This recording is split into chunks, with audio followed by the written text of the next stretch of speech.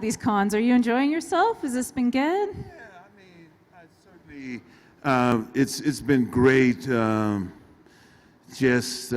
Really I've been having a great time, particularly with the fans here. Let me give all my Canadian fans a big round of applause, okay? All right.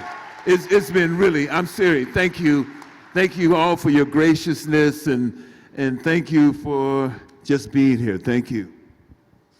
So, I mean, I don't even really know where to start because your body of work is just so absolutely incredible. From Lethal Weapon to The Color Purple, which for me personally I think is my absolute favorite film you have ever done. Amazing. The role you played in that, what kind of work did you have to put into that role emotionally to accomplish that? Because I actually thought you were very terrifying. Well, it's funny because I have a story. My grandmother really didn't know what I did. My grandmother, in fact, my grandmother was the same time Celia was 14 in 1909. My grandmother was 14 as well. My grandmother was born in 1895, and so she didn't know. She never figured out what I did. And usually from the small town that my mother came from in rural Georgia, most people just approached me and said, "Oh, that's Reese Mays, my grandmother's grandson, or Carrie May, my mother's son," and everything else, until Color Purple came out on for Christmas in 1987. It came out on video. And so all of a sudden I come to the town and everybody says, there's so-and-so, there's Sandy Glover. And so my grandmother still didn't figure it out. So when people came to the house and everything and asked me for autographs and signed everything, she said, she just watched this parade of people come in there to her home. You know, she's the community matriarch. And she finally said at the end of the night, "Son, you must be some kind of important." And I said, "I'm nowhere as important as you are," you know. And she went to see the movie and she said, she told her, "I'm gonna get a switch after that boy. He know he was raised better than to act like that." So every time, she lived to be 99, every time I'd see her, I'd have to bring a switch in, and she had to hit me with the switch. That's certainly not my story. My grandmother, when she walked in the room, man, she was pretty dynamic. So, but you know, I kind of, when you work on a project like that, you make choices about what do you want to do. And if I made the choice that really Mr. came out of a certain period in time before women in this country had the right to vote, in the United States had the right to vote, that Mr. came out of that time under certain conditions, certain societal conditions and everything else, and he was a landowner, you know what I'm saying? He lived in his dilapidated mansion, but he was a landowner. So I put myself in that situation, and that Mr. really, if you make the choice that Mr. wants to be loved. He doesn't get that from his father. His father's love. So the one person that he's in love with is Calgary, who he can't have. Now he can't have her in any sense of the way. He can't have her because she's so far advanced in him, and far advanced as a woman, is first of all. He can't have her in that, and he can't possess her. He can't give her enough to do that because she can go off and do what she wants to do. But if that's the case, then and if Mr. is an evolving human being, meaning that he's transforming in a sense. So I put him in a station where he's transforming, and even when someone is transforming, his actions may take on a certain dynamic, but they are not so, there's consciousness to it. There's some sense of feeling, some sort of sense of feeling changing and not knowing, expressing, not being able to express. So for me, I had to put the role as one is that Celia's liberation was also Mr.'s liberation. And so in any situation where you have the dominant subservient, there's always the liberation of one, leads to the liberation of the other. And that's the kind of, so like any performance, like anything we do, we choreograph that out. It's like a dance. You choreograph it. You know, where are the moments where we get a sense of this new Mr. emerging? Where are the moments where he, out of fear or a sense of being entrenched in his old behavior? Those are the kind of things that you think about when you're doing what's name. So the moment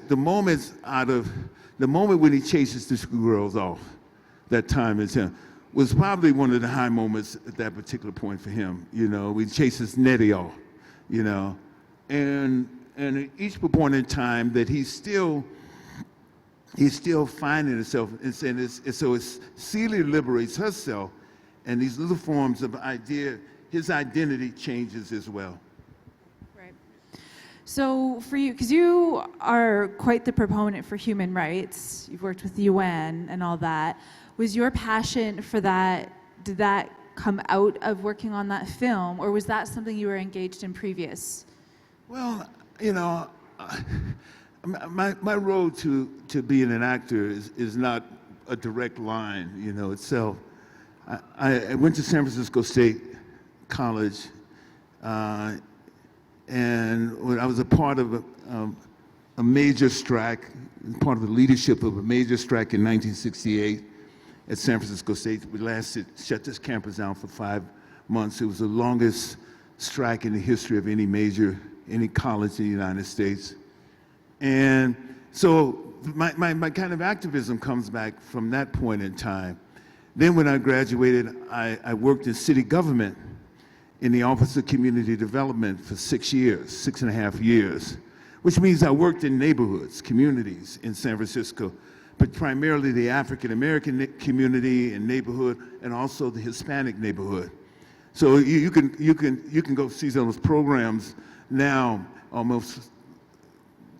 Well, I worked out there in 1971 through 1977. So what's that? That's over 37 years, and the people will still remember me when I worked out there. But I worked in that for 6.5 years. And the sense of, in that particular point in time, I saw the most extraordinary moment, and I think in my country's history, of what I call grassroots organic democracy.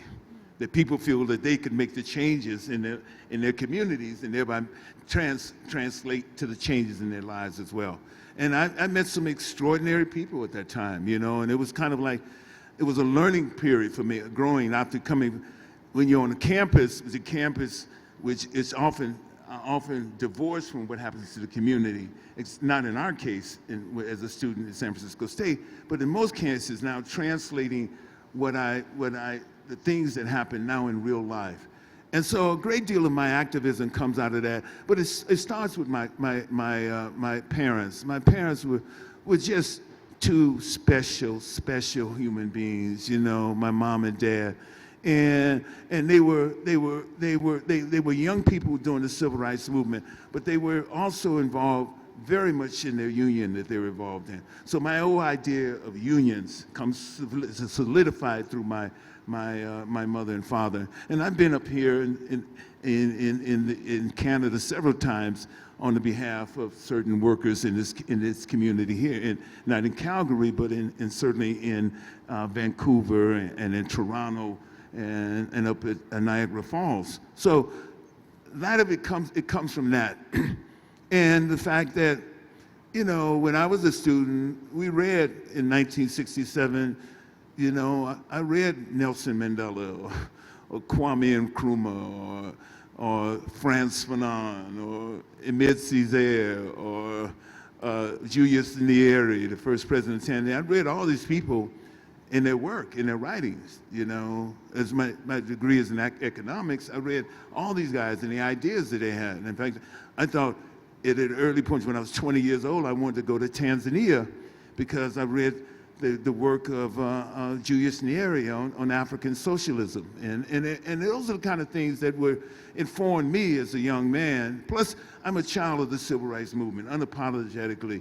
The people who came in my life, the heroes I have now, even friends who are a bit older than me, that I knew who they were when I was 14, 15 years old, you know, and I followed that, you know, that movement as a child. So out of my sense of activism comes about from the standpoint that I don't abdicate my responsibility as a citizen because I'm a visible person, you know, and so I've had the opportunity to meet great people, you know, to spend a great deal of time, and become a friend or somewhat of a son of Nelson Mandela. You know, they have a great time, great opportunity to meet and a very special man, very special man, and President Hugo Chavez. I spent time with him and others, and Bertrand Aristide, the president of Haiti, or one of the great men that we often don't hear from about is Kenneth Kaunda, the president of Zambia, you know, who was one of the last group of people during that period of time. So I've had the opportunity to do that, you know, and the opportunity to work on behalf of the United Nations over the last, for me, my relationship with the United Nations goes back almost 20 years, you know, whether the Goodwill Ambassador for UNICEF, or Goodwill Ambassador for United Nations Development Program, because I was always interested in the ideas around development. What do we mean by development, you know? And those are questions we're going to ask ourselves in the 21st century as we look at the issues of global warming, we look at the issues of climate change, and the issue of diminishing resources.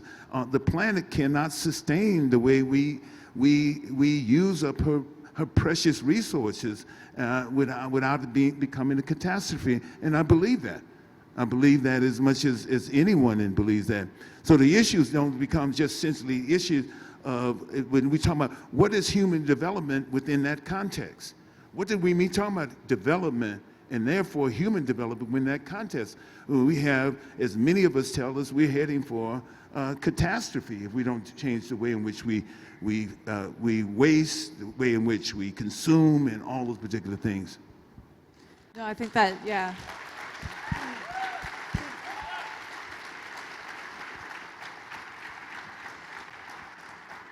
You're absolutely right about that. And do you feel that message is being communicated and accepted by people, or do you still feel that it's being met with a fair bit of resistance from society in general? Well, I think what's happening around, in fact, I have a company called Louverture Films, and we're producing a film with Naomi Klein, a Canadian, on climate change and global warming. And it's really, the film is a step forward. We all know all the doomsday scenarios. We've heard all the doomsday scenarios, and they're real in a sense. But what we're trying to figure out in this film, she went around the world and she tried to figure out where are people doing the work, where they become reimagining themselves and doing the work around the issue itself. How they're building new relationships, how they're building a new relationship with the land, with the land they live on. Because, I mean, this period of alienation, for human beings alienation from the land has been a period that's happened from the 15th century, you know, with enclosure laws in England and in Europe and everything, removing people from the land and alienating them from their source of their source of well-being. So when you alienate people from the land, the earth, they lose touch with themselves. I think of one problem with urbanization, what is happening with this process of urbanization, and it's been expedited with globalization, is that people are alienating themselves from who they are. They can't touch their food. Where does our food come from? My food comes from way over here. Why does the food now affect me, not only in sustaining me, but my consciousness of who I am now and therefore after that? Those are the kind of things that we have to kind of think about. And so we're doing a film about that. It should be out. Naomi's going to have a new book out real soon in the fall. And the movie's going to come out. And that's what we talk about. Where do we see people standing up and saying, okay, we have to reinvest in ourselves and thereby reinvest in our children, our children's children's future, etc. And I think that's where it is.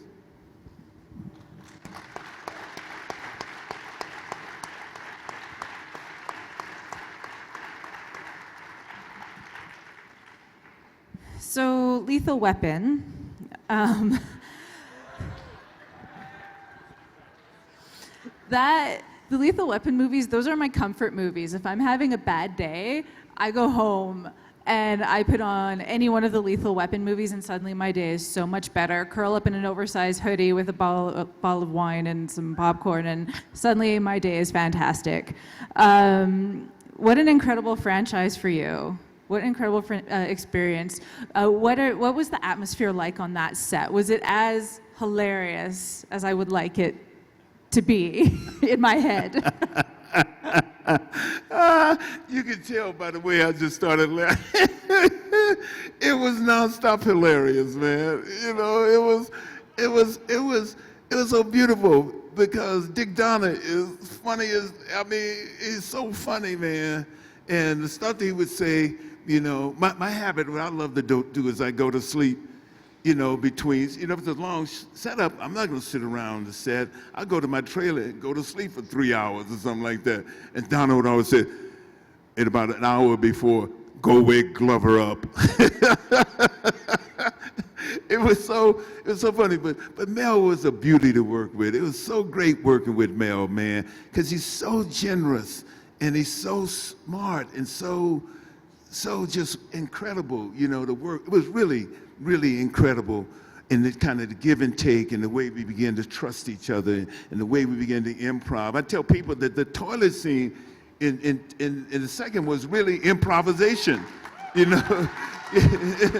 The toilet scene was in the improvisation, you know, and we had taken that, where do we go on? 1, 2, 3, or 1, 2, 3, go. We took that from an earlier scene that we had shot about 4 weeks before, and we incorporated that. When that came up to, when we were crashing into this window pane, and then when we find the coolgrams, and then we're trying to figure out where do we go? 1, 2, 3, 1, 2, 3, go. And so we used that, took that, and used that in the toilet scene, in the bathroom scene, and everything else. But that's the kind of stuff that would happen all the time. Donna would always say, "Give me something. You guys, give me something. Give me something." You know what, Dick? You know. But it was that fun. It was the most fun set you'd ever want to be on. You know, it was always hilarious, you know, and we're always, we even felt that even in framework of an action film, an action buddy film, etc., we were doing something special, you know, and whether it was the time we took about laundering money, or whether it's the time we took about dope, or the proliferation of guns, or the issue around migration, immigration with Chinese immigrants, you know, we always felt that we were doing something special in the process, you know, that we always, our brand was we're going to do something fun, special. You're going to have these two cats out here, man, who, you know, who are the standard bearers.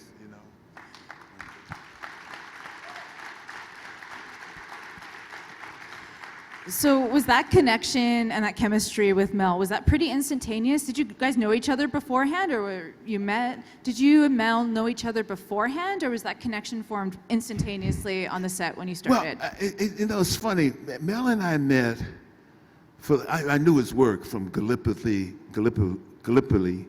which I loved that movie. You know, it was really wonderful in that. And I knew his work from Mad Max and everything else. And it's when I was doing The Color Purple, I think he was doing, was it The River? He was doing The River, I think. He's doing The River. And we had the same dialect coach, you know, when I was doing The Color Purple. And we were talking, I was talking with her, and I she said she was working with Mel. I said, tell Mel, man, that I really love his work, you know. We're both, I mean, The Color Purple was really my fourth major film. I done Places in the Heart, Silverado, Witness, and The Color Purple was the fourth one. And so I said, tell Mel how much I love his work. So we were at the Venice Film Festival in 1985, the Venice Film Festival. I was there with Silverado. I think he was there with Mad Max, the one with Tina Turner. And And we ran into each other, man, and we started talking and everything else, man. We both said, it'd be great to work together. But none of us had the idea that this was going to materialize. But, you know, actors said it all the time, you know, it'd be great to work with you, man. It'd be good. And so it's just happened that way, you know. And I have someone to thank for that, because she's the one who put me up there. A great, probably the grand dame of modern casting, Marion Doherty. I think that there's a documentary out on her called On Casting or something like that. And she was the one who was the head of casting, who had cast me in a little tiny moment in Escape from Alcatraz, who found a time after Color Purple, when Color Purple was a Warner Brother film. That's a Warner Brother film. So suggest for me is this movie that Warner Brothers was going to rule out, this buddy movie. So yeah, but it was really a great set, wonderful to work on, and it's great. That's good to hear. I'm happy to hear that. So, do we have any audience questions out there? Are we taking? Oh, your hand shot up, sir. Make sure you speak now, nice and loud. Oh, there's a mic here. There's a mic here. Yeah, and here. Don't be shy, guys. Okay, first off, I really love you in the film Saw. What was shooting the end fight scene like with Michael Emerson? Did it kind of feel like you were getting too old for this shit? How often I just had to say that. How often do you hear that? I know you had to do that, man. Yeah, I mean, it was, you know, the young director, I can't think of his name, Wong, and he came. You know, he had seen me. I do Pilates, and I started doing Pilates when I did a movie called Switchback, where I was in the Rockies, and I was trying to find somewhere to just strengthen my core. And when I came back, when I was doing the Lethal Weapon, the last Lethal Weapon in '98,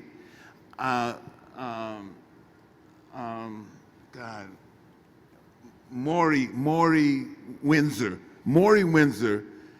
was the Pilates person in LA, and we do Pilates 4 times a week.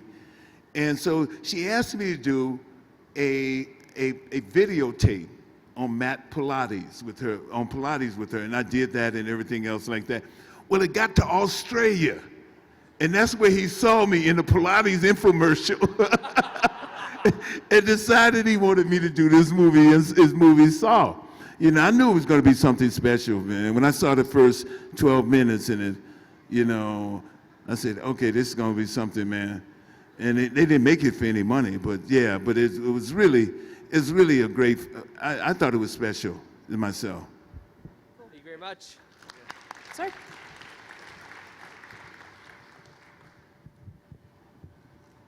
Hi, it's on. Hi, thanks for coming. Just putting together the 2 segments, you mentioned your activism, and I noticed in the Lethal Weapon movies, the bad guys are South Africans. So is there did you have an influence of having South African bad guys in the Lethal Weapons movies?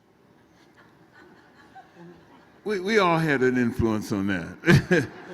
we didn't think it made, if you notice the first Lethal Weapon, there's a sign on my refrigerator at my home, boycott South Africa. If you look at the first Lethal Weapon, you'll see that right on the fridge. No one says anything about it. Well, we got to the point before we were shooting the second Lethal Weapon, we got the script back, and it was about Colombian drug lords who were laundering money. And the idea about, when we read the script about what about making it something else, South Africans, was an idea that I'm gonna say came with us collectively. And then once we did that, then we were off and running. You know, then we knew something had something. In fact, and we made the movie in 1988. It came out in 1999, before the official end of apartheid. And the movie was banned in South Africa. So we knew we did the right thing. Once it was banned in South Africa, we did the right thing. And so it was banned in South Africa. So we all played a part in that, the scene in the South African, to get a visa, when Joe Pesci and I go in there. That's the scene that Joe and I kind of put together as well. Yeah. That's one of my favorite scenes. I adore that scene. It's amazing. You, sir, in the lovely hat. Thank you. Actually, you talked about Mel. I was curious, how was it to work with Joe Pesci? You see, the real, I really got to work with Joe when we did Gone Fishing. And we did Gone. Joe's came to me and called me and said, man, let's go do this movie. Read this script. Let's go do this movie, Gone Fishing. And man, we had a ball, man. They got rid of the director about 3 days before we started shooting. So we still had, on like Thursday, and we still had to shoot first day Monday. So me and Joe, we had about 3 different scripts we go over every morning and try to pick out the funniest lines, the funniest stuff in it, and then put together. But Joe's a prince, man. Joe is a prince, man.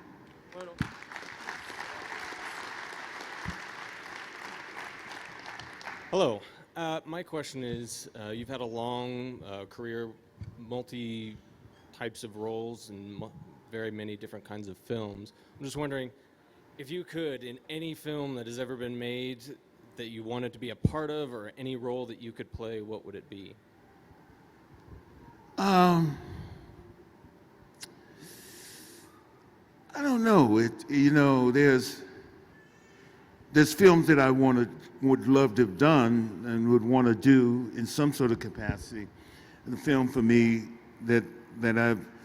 the name of my company is Louverture. So it's after Toussaint Louverture. So I would love to do a movie about the Haitian Revolution, that ended with the nation of Haiti coming as free state in 1804. And there's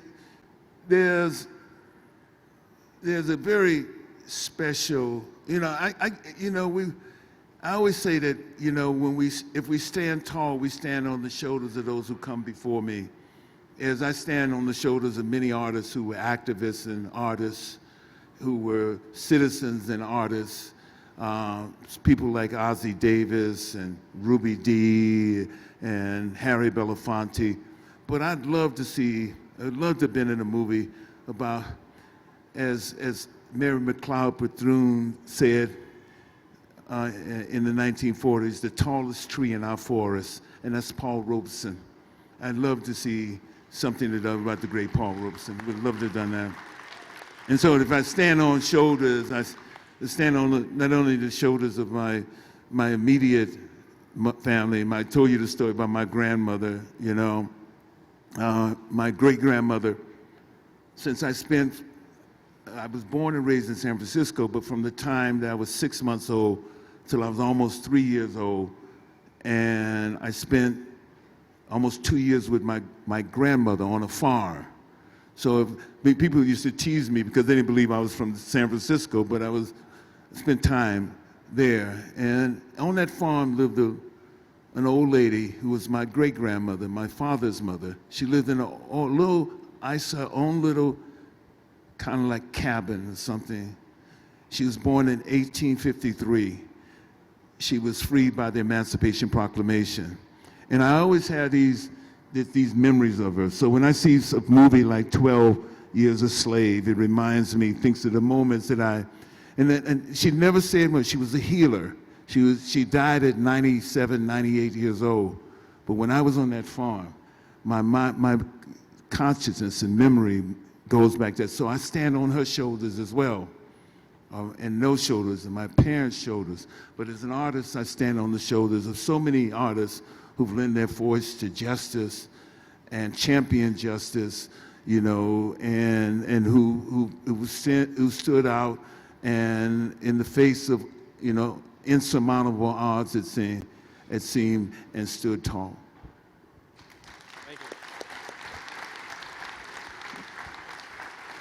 So I know you from a few different films. One that my brother and I watch together all the time is Angels in the Outfield. And the other one that I actually first saw you in with my dad is Lonesome Dove. What is your favorite moment, or the best, or the worst, actually, for that matter, memory of Lonesome Dove? Well,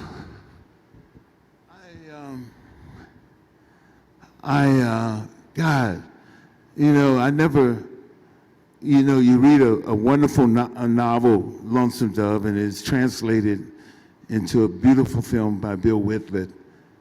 And it's remarkable, because Dietz doesn't say a lot in the film.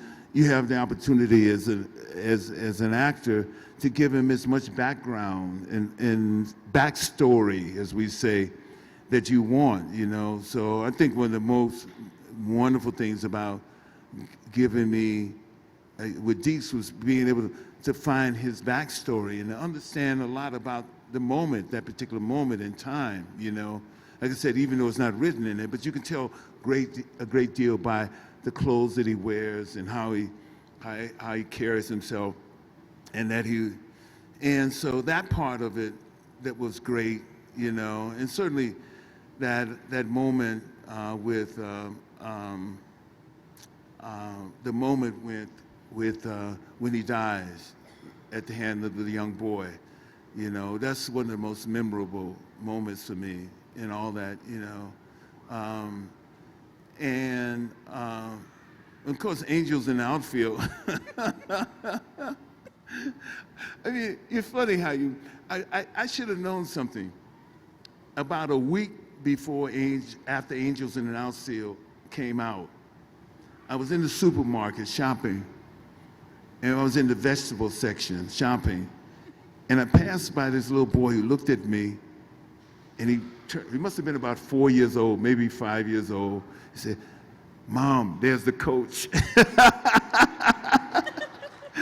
So I knew he was going to have so much life. So I get so much life out of people giving it a wave. I went to speak at the Boston University at an event, Martin Luther King Day, and the young students came to me, "Sir, would you be embarrassed if when we bring you in that we all stand up and do the wave from Lonesome Dove?" And I said, "Go ahead." But yeah, I mean, it's a great deal. It's really, both of those were a bunch of fun, and it's certainly, to be able to do the kind of stories that I think often have, important messages from a moral underpinning, are good stories for me as well. Sir? Hello. I'm a big fan of the Lethal Weapon movies, and I noticed that in every movie there's a main theme, like you had mentioned apartheid in the second, the proliferation of guns in the U.S. in the third, and the migration of Asian workers to the U.S. Illegally and in the fourth. And I was just wondering, was that a major concern in each of your movies, to bring these issues to light? Well, I'd have to thank the director for that, you know what I'm saying? Because he would always find he finds some sort of nuance and to add to the film, and certainly at the issue, as he's already identified, the issue of apartheid in 1988 was really one of the major topics in not only the United States, but the world itself. It had become certainly unsustainable, and we felt that the end of it would come, eventually. So the idea of doing that movie at that particular point in time seemed to be right on, And certainly, if you deal with in the community, particularly the African American community, because the proliferation of gun centered around on my young son in the movie, So those are the kind of things that I think were the kind of things that Richard Donner was able to pick up, just as in the same sense, just as Lawrence Kasdan in Grand Canyon was able to pick up certain trends in what he saw, this bifurcation of communities, this isolation, this community and polarization that was happening. I think he wrote a story about that, talking about that in Grand Canyon. But they're movies that I don't know if you're able to make those kind of movies now with such explicit focus on a particular issue, and I don't know if you're able to do that. They become a small movie or an independent movie or something like that in order to get those kind of movies out. But that was a very special time in filmmaking. And that's what I always kind of think it's a funny thing when looking at coming to the Expo here and having the fans pick from Lethal Weapon or Silverado, which I thought was, my Silverado, I grew up on Westerns, you know what I'm saying? And it'd been unimaginable for me to be in a Western like that, to be in a Western like Silverado, or to grow up, or to do Predator 2, which is something, which is real, which going to be able to do something. To be able to have those kind of movies like that, and I don't know if we've gone through a period where we've lost a lot of that kind of energy, and because technology has grown and has dominated film so much, perhaps it's because the things we're able to do in other ways, we lose sight of the kind of human dynamics that I think are part of the process as well. Thank you very much. Spider-Man. I'd just like to say I'm a big fan of your work in Predator 2, and I wanted to ask you about that. You had done a lot of action and drama stuff beforehand, and you had jumped into the sci-fi in a level with Predator 2, like the first one had done so well, and the second one was coming up with you in it. How was bridging the gap from like drama and the action movies you had done into the sci-fi? How was that for you? And was it a long journey? Was it hard, or? Not really, because like I say, what's central to that is you doing with this guy who, and so you always, as an actor, you're always looking at what are the kind of human dynamics here. This is Lieutenant Harrigan is the man who had possession of his own sense of himself, and he was, if you were saying this word, use the word, he was top dog. You know what I'm saying? So he's top dog and everything else, and sees him that self thing. And then anything that comes into his purview, his territory, is a challenge to him. You know what I'm saying? And then, so I think there was no, physically, it's probably the most physically is the hardest film I've done, but I was like, I'd never lifted weights before, and so I wanted to get a little stronger, and I've always had a pretty, and for me, most people, a pretty small chest, and I've gotten a little bit stronger, and I've always been a runner, you know what I'm saying? Most of my early point in time in running, so I did a lot of running and training for that. I did more training for that film, in everyday else. But I just felt like, I was on top of the world, I just felt like, world-class athlete or something else, all those particular things that were really, so it wasn't difficult for me, And, that's 24 years ago. I was 43 years old, man. So it's a lot of stuff you still think. You can't do the stuff you did at 30, but certainly you say, I got to do the stuff I did at 35. You know what I'm saying?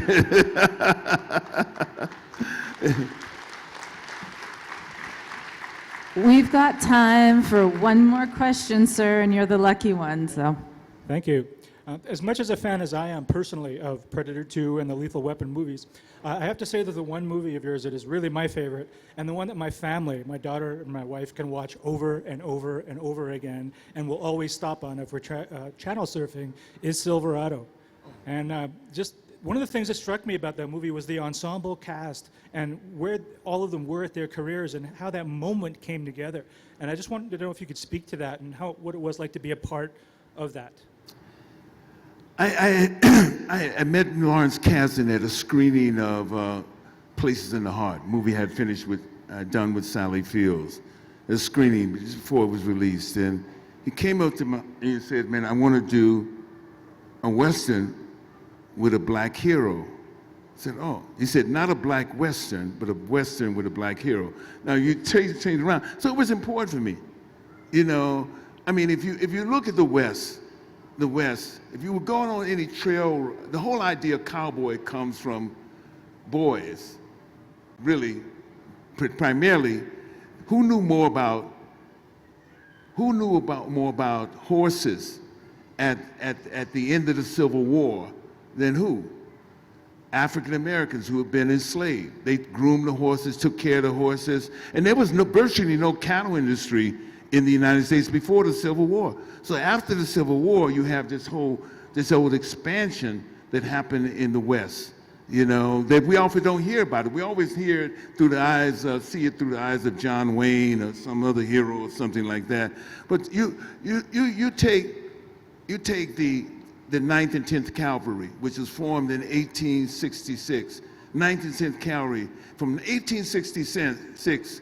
Shamefully, I would have to say, there's nothing to hang our badge on. From 1866 to 1892, black soldiers, Buffalo soldiers, took part in every single campaign against Native Americans from that period of time. Every single, the Comanche, Kiowa, Apache, Sioux, they were all part of that campaign. That's not the story that you hear. If you would go on a trail ride in the 1870s, 1880s, around there, and there were six cowboys on the trail ride, either half of them or more than half of them would be either African American or Hispanic. So there's a whole kind of picture when he said that, in the sense, And you had guys in the West, sheriffs in the West, who were guys you didn't mess with.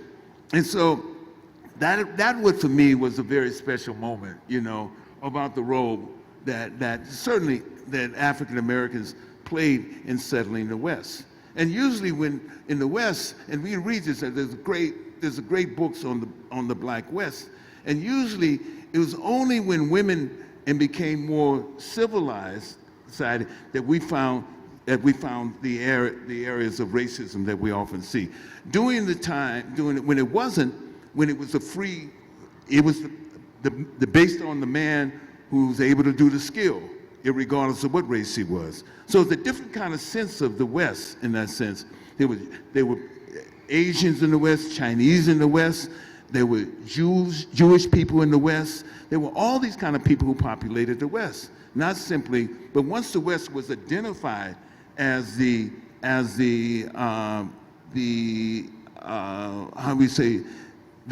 image, the Americana image, then it was populated in films with primarily whites.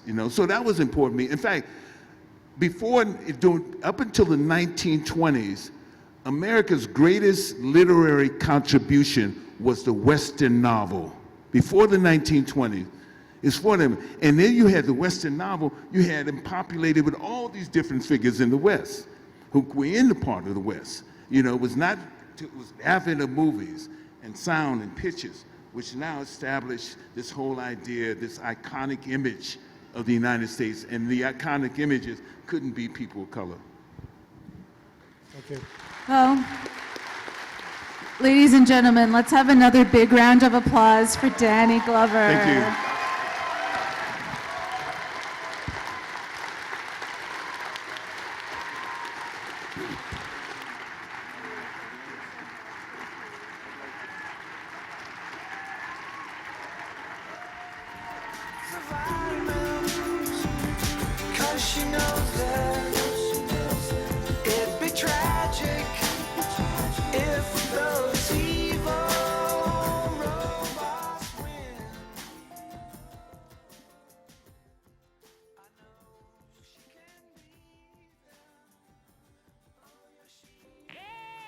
Tuck my kids into bed, kiss my wife on the head. I got a serious smile, 'cause tonight I clean the streets. I'm not talking about dial. Spend the week wearing ties, walk the dog late at night. I take my daily run, and when the weekend arrives, I'm kicking asses for fun. I put food on the table, some would say that I'm unstable now.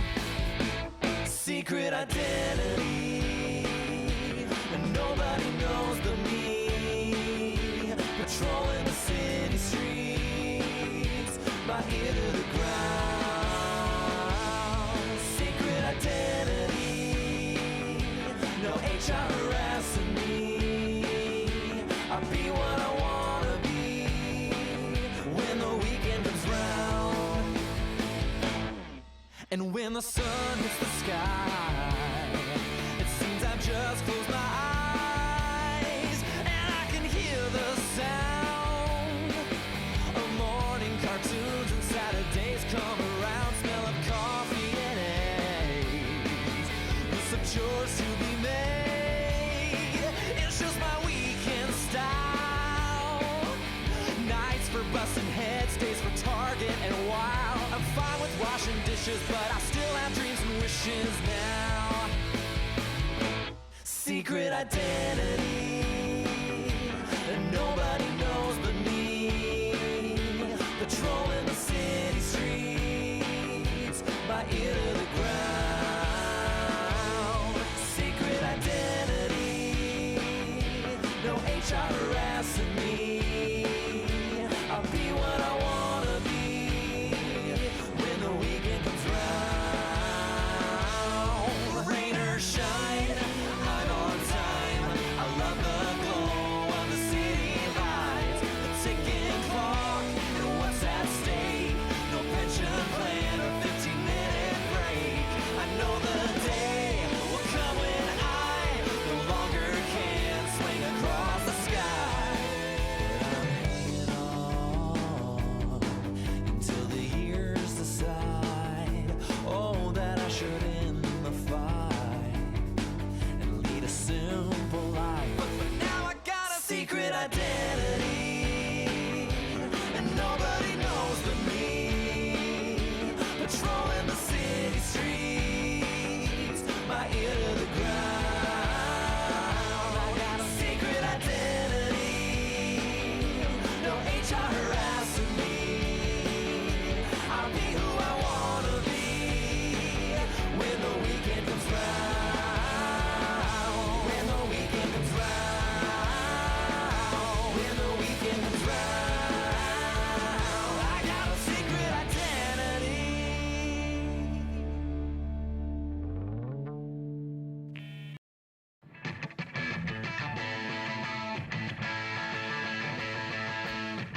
I thought it was done. Here we go, here we go. Woo!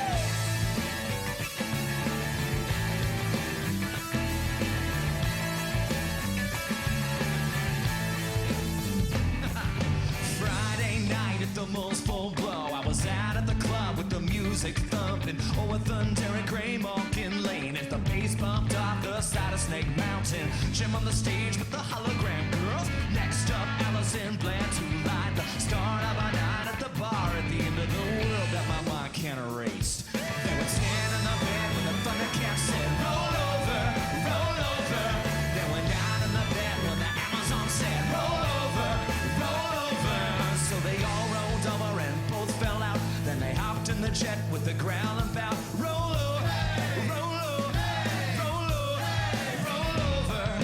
Final call came, there were shots all around with the gummy bear juice and the get up explosion. Feeling alright, we broke into the night. A dagger had it in on transportation. Where they go next? Some said, some said, some said.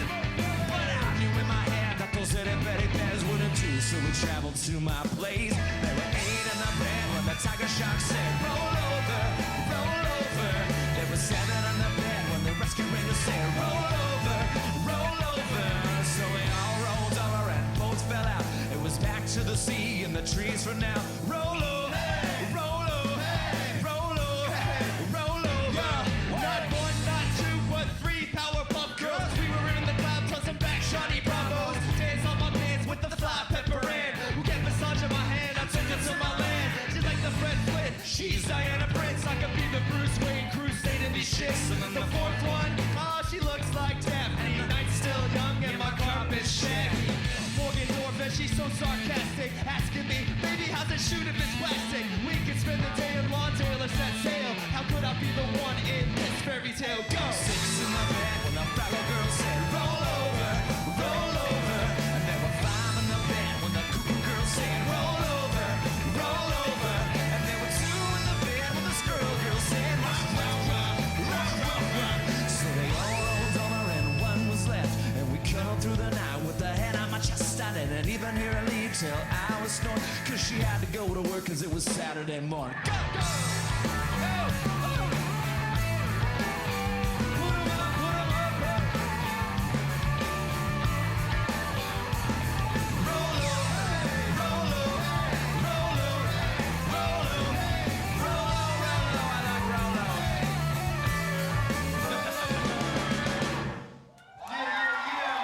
Thank you.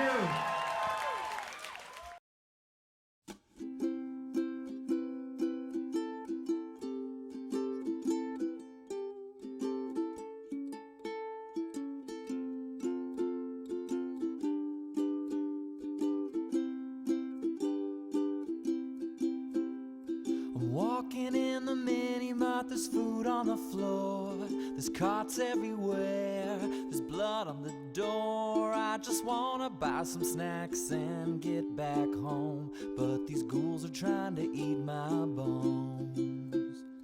When I finally get home, I turn on the TV. The undead on the evening news is all I can see. So I pop in a movie and I try to relax.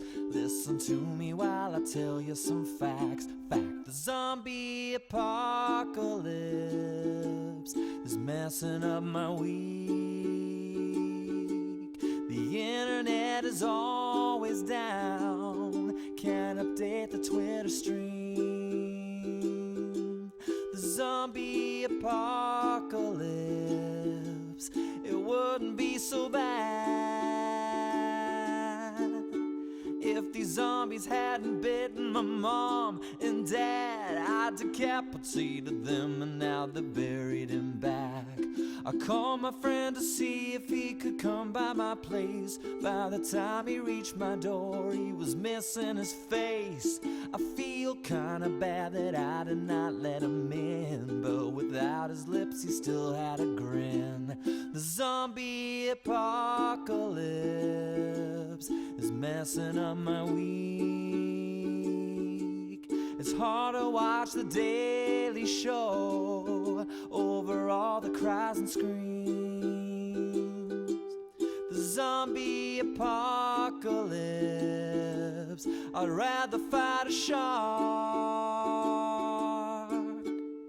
I read in a book that you can punch them in the eye, but sharks are my problem, yeah, and zombies are. I've never seen so many girls outside without their clothes on. Normally I think that's awesome, but it's actually a turn off, cause I'm not into necrophilia, that's a fact. Zombies moving slow, I feel like Jackie Joyner, cursed like the popular kid in school, and everybody wants a piece of me, but they can't, cause I like my pieces intact.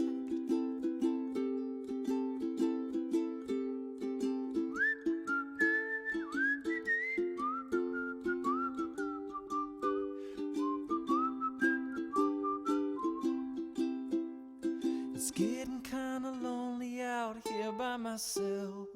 The food's running low, there's dust on the shelf, but at least I have the voices arguing in my head, which is much better than being undead.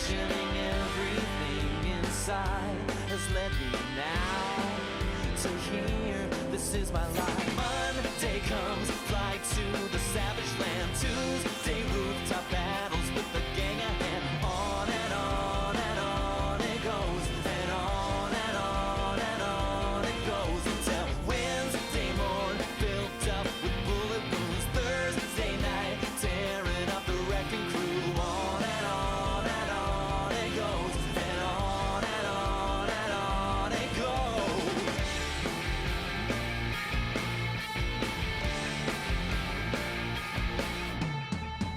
Battles fought, they never stop. When Creed appears, it never goes sweetly. Sinister glares through his test files. When Wilson speaks, I always go crazy.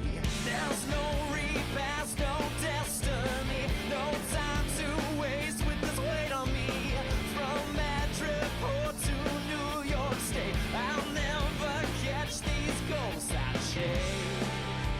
Fear and questioning everything inside has brought me now to here. This is my life. Monday comes, fly to the savage land. Tuesday, rooftop battles with the gang ahead. On and on and on it goes, and on and on and on it goes until Wednesday morn, filled up with bullet wounds. Thursday night, tearing up the wrecking crew. On and on and on it goes, and on and on and on it goes until Friday night. The elf and I get to drinking, talking share stories from long ago.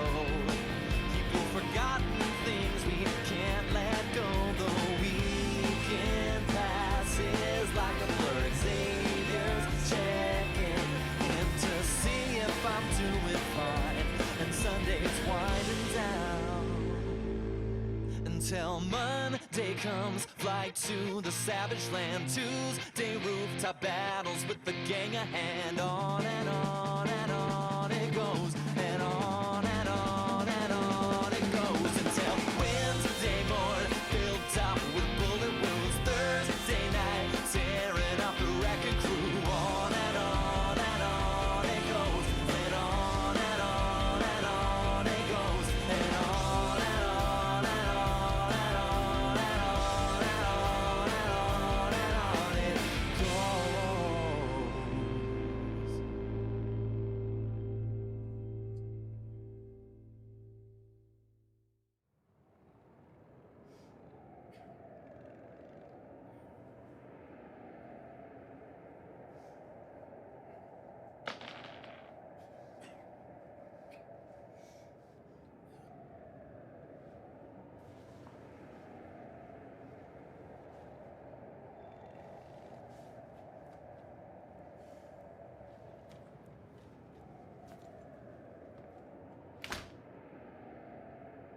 1, 2, 3, 4.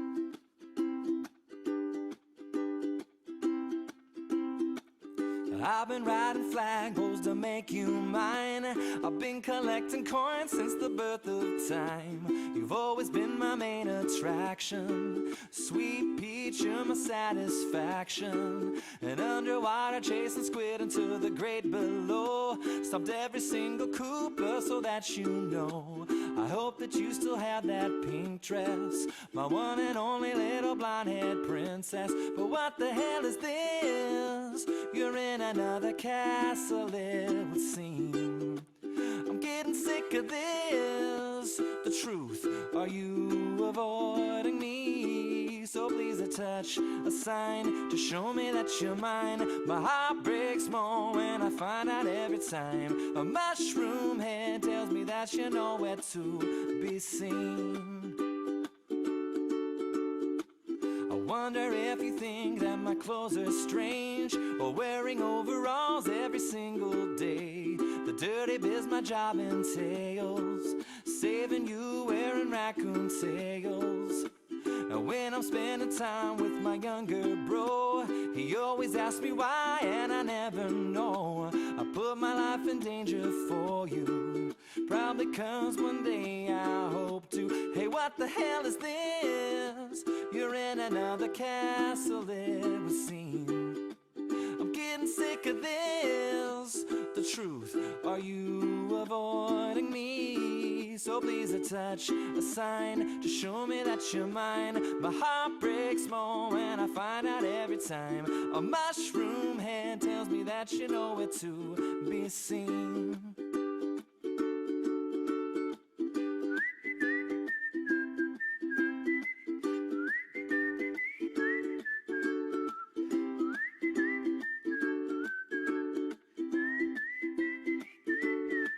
So what the hell is this? You're in another castle, it would seem. I'm getting sick of this.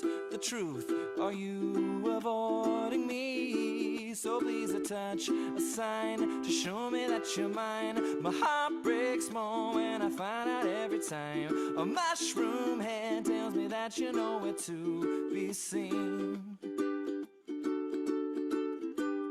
I apologize if I seem stressed out. It's just I can't imagine my life without you in it, and my heart is yearning. So baby, you can bet I'll keep on searching.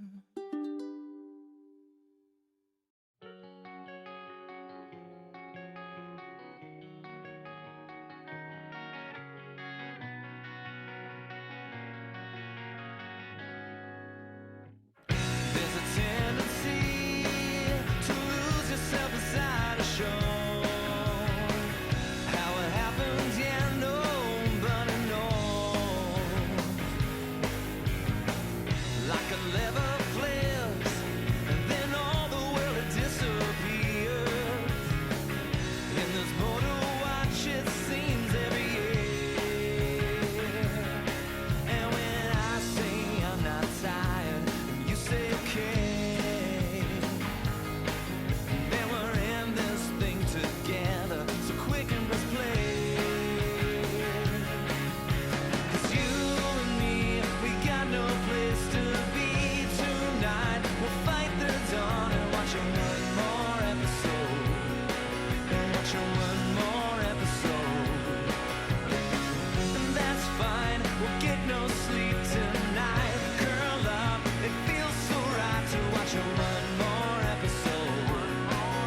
Watch one more episode. Spend a month with dads, spend a week in Afghanistan.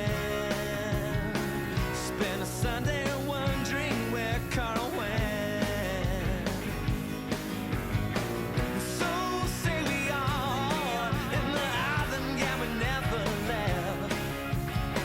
You always said that home must get it dead. And when I say I'm not tired, then you say okay. And then we're in this thing together, so quick and press play. 'Cause you and me, we got no place to be tonight. We'll fight the dawn and watch one more episode. And watch one more episode. That's fine, we'll get no sleep tonight. Curled up, it feels so right to watch one more episode. And watch one more episode.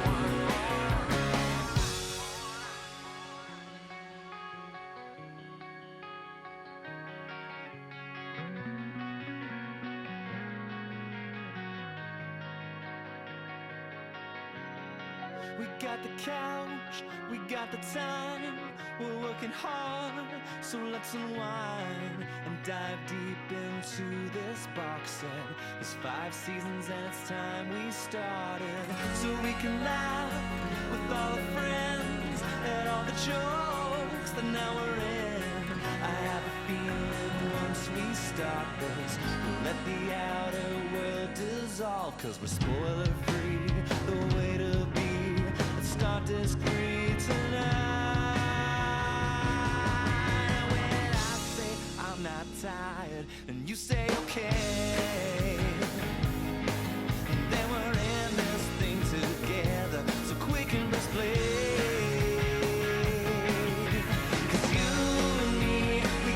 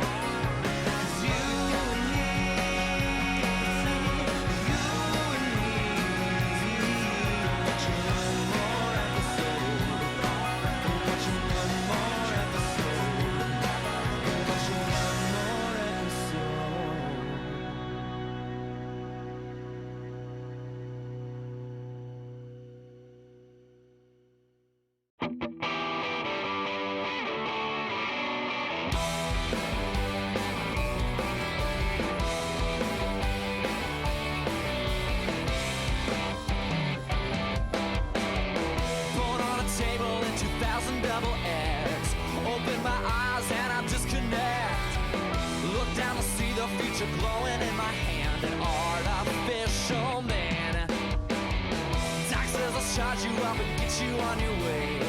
Battles ahead, no sense to slow this race. Time's running out now, I'm an agent of the light. It's time to start this fight. No man of air will burst my cloud. No man of heat will melt me now. No man of wood will chop me down. And through these obstacles I'll blast. Take it from me, take it from me. I'll be the one to last through the final stage. Take it from me, take it from me.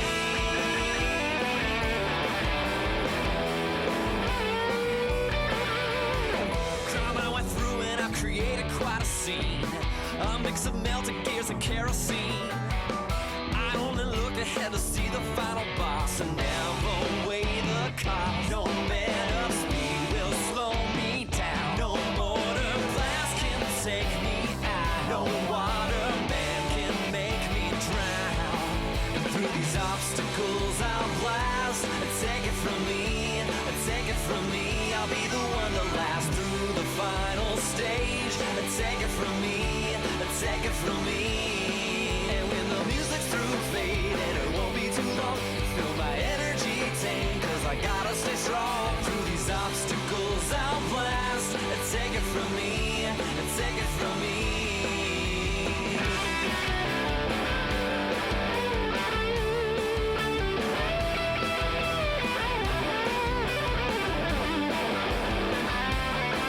It's time to start this fight. No man of air will burst my cloud. No man of heat will melt me now. No man of wood will chop me down. Through these obstacles I'll blast. Take it from me, and take it from me. I'll be the one to last through the final stage.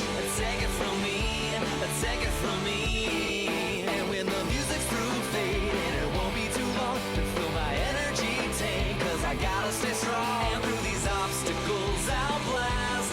Take it from me, take it from me.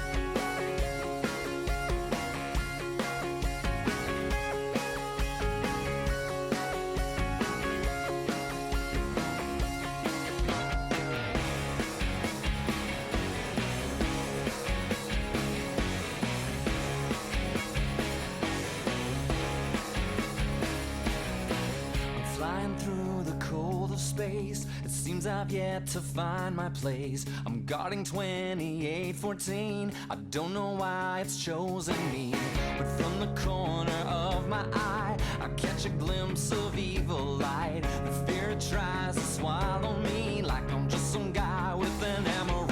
Ring capacity 90.1. Ring capacity 79. Ring capacity 68.5. And now I'm fighting for my life. Ring capacity 90.1. Ring capacity 79. Ring capacity 68.5. And now the trick's to stay alive.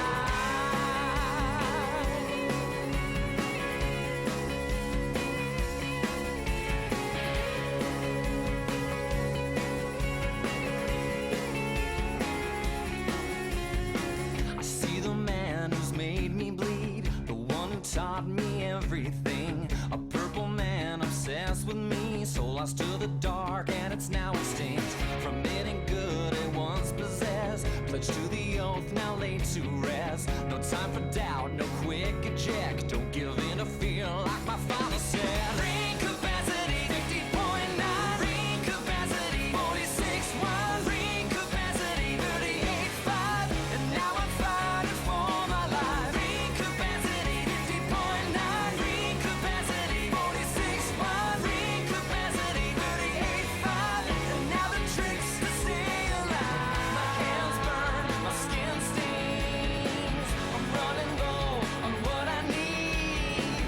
A glass of light, my last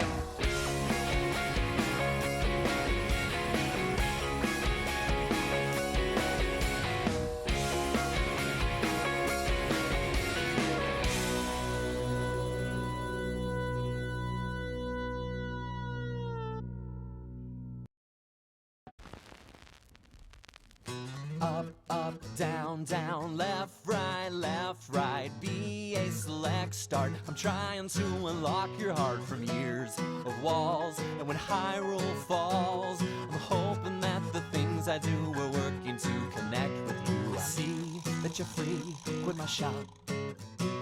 I'd like for you to know my name. They call me Box 138. I think we are due for a walk. Cause like me, you pull from the middle, skip the books up on the top. So up, down, down, left, right, BA select start. I'm trying to unlock your heart from years of walls, and when Hyrule falls, I'm hoping that the things I do are working to connect with you. I wish I could know what you dream. Are you flying high without a care? Do people often stop and stare? Cause you're both a girl and a fan. I bet it's hard to join the rest with fanboys staring at your chest. So up, down, down, left, right, BA select start. I'm trying to unlock your heart from years of walls, and when Hyrule falls, I'm hoping that the things I do are working to connect with you. And even though it's improbable, it seems that this could go my way. I should take a risk, then like Wilson Fisk, be the kingpin of this day. Then you turn around and say hello, and everything's okay.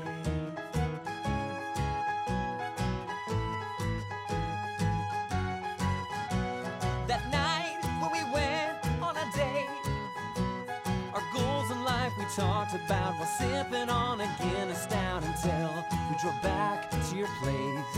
I said we should do it again. That's when you stabbed me with a pin, because you planned to murder me, cause you've been stalking me for weeks. And then you shoved me in your house and punched me hard right in the mouth and warned me that I shouldn't scream or you'd gut me like Wolverine. This day to turn out kinda sucked. I thought I was getting lucky, not cut up in little bits and served up as your favorite dish. She's a man-eater, I'm toast, just like the song from Hall & Oates. Influenced by the Temptations, played on the 60s in every station. I don't know where the song will end, but I don't care because I'm dead.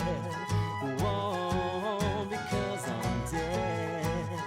Whoa, because I'm dead. Whoa, because I'm dead. Whoa, because I'm dead. I'm dead, I'm dead, I'm dead. Because I'm dead. Whoa, because I'm dead.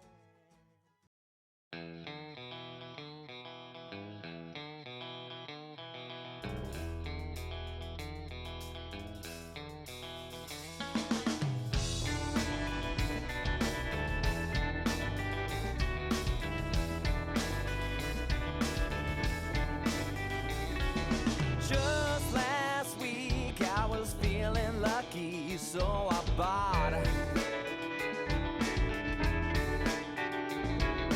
lotto tickets. 45 mil was the pot,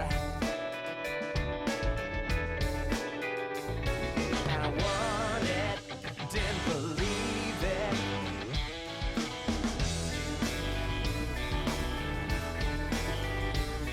Then I spent it on nut shit. So I bought some Vero and a golden wrap lasso and a Star Town condo. Got my bones and a mansion bondo, and it went fast, it didn't take long. Called Jim Lee, got him on the phone. Called Jim Lee, got him on the phone. Called Jim Lee to pay my living room, baby.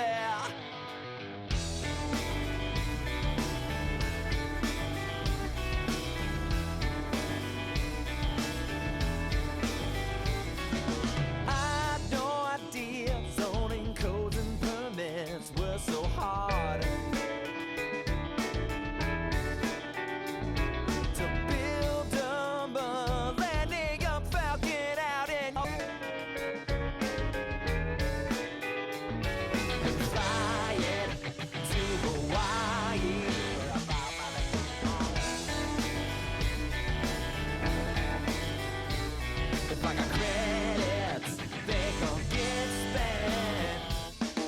a bottom TARDIS and a RoboCop, guarded in a ruby quartz visor. Classic again, I've made me wiser, and it spin fast and didn't take long. Call Joss, we got him on the phone. Call Joss, we got him on the phone. Call Joss, hey, rap about big baby.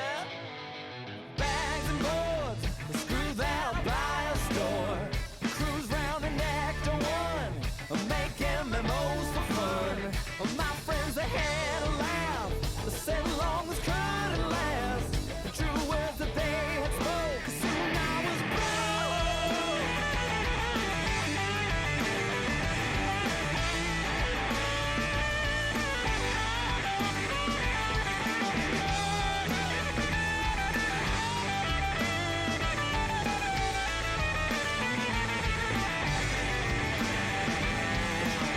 I took the Falcon apart so that I could begin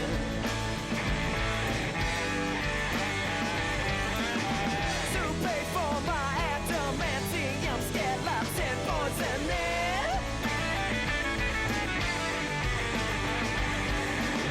I pawned my visor condo, TARDIS and golden lasso. Some kids say that I was doomed from the start. Nerds and money's real part. We got spinning hearts.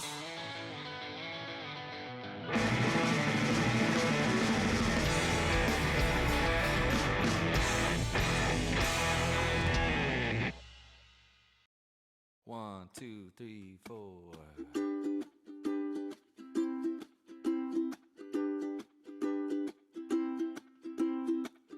I've been riding flagpoles to make you mine. I've been collecting coins since the birth of time. You've always been my main attraction. Sweet peach, you're my satisfaction. And underwater chasing squid into the great below. Stopped every single Cooper so that you know. I hope that you still have that pink dress, my one and only little blonde-haired princess. But what the hell is this? You're in another castle, it would seem. I'm getting sick of this. The truth, are you avoiding me? So please a touch, a sign to show me that you're mine. My heart breaks more when I find out every time. A mushroom head tells me that you're nowhere to be seen. I wonder if you think that my clothes are strange, or wearing overalls every single day. The dirty biz my job entails, saving you wearing raccoon tails.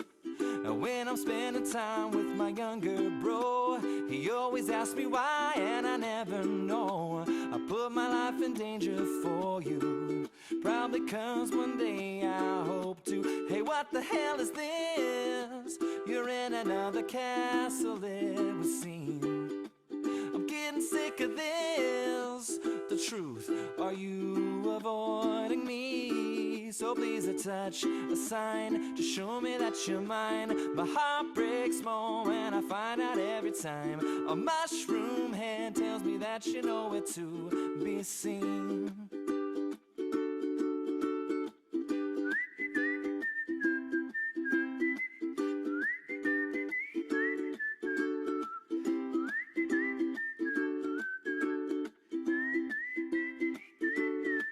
So what the hell is this? You're in another castle, it would seem. I'm getting sick of this. The truth, are you avoiding me? So please a touch, a sign to show me that you're mine. My heart breaks more when I find out every time. A mushroom head tells me that you're nowhere to be seen. I apologize if I seem stressed out. It's just I can't imagine my life without you in it, and my heart is yearning. So baby, you can bet I'll keep on searching.